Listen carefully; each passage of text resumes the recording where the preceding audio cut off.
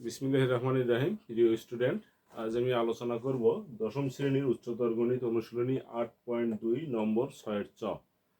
এটা একটা ত্রিকোণমিতিক সমস্যার প্রমাণ।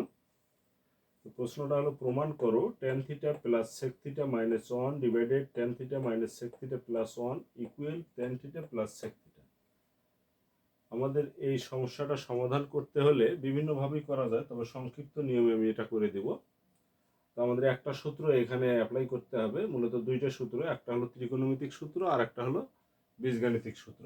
ত্রিকোণমিতিক যে সূত্রটা ব্যবহার করতে হবে সেটা হলো sec square theta equal tan square theta plus 1। এটাকে পক্ষান্তর করলে আমরা পাই sec square theta minus tan square theta equal 1।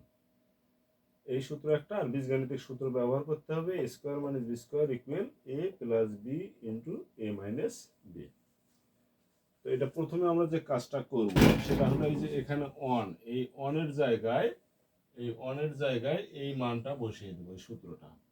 তাহলে উপরে হচ্ছে tan theta minus plus sec theta minus 1 এর জায়গায় এটা বসায় দেব, এটা হলো sec square theta minus tan square theta. আর নিচে যেমনটি ছিল তেমনটি থাকবে, সেটা হলো tan theta minus sec theta plus 1।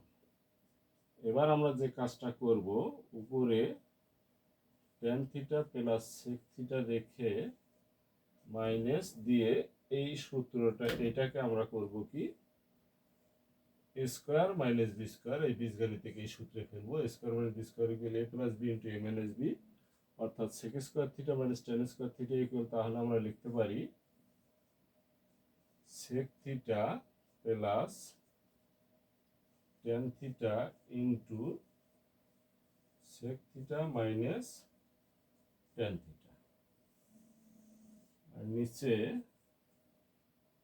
tan theta minus sec theta plus 1।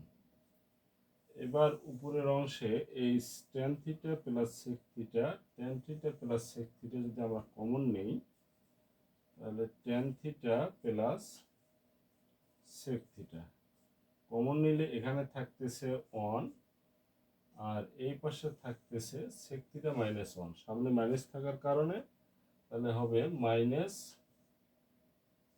sec theta মাইনাসে মাইনাসে প্লাস tan থিটা। নিচে আসলো tan theta minus sec theta plus 1।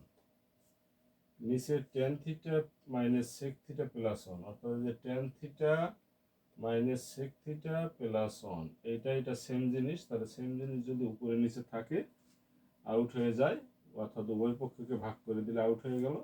তাহলে আমাদের থাকলো শুধু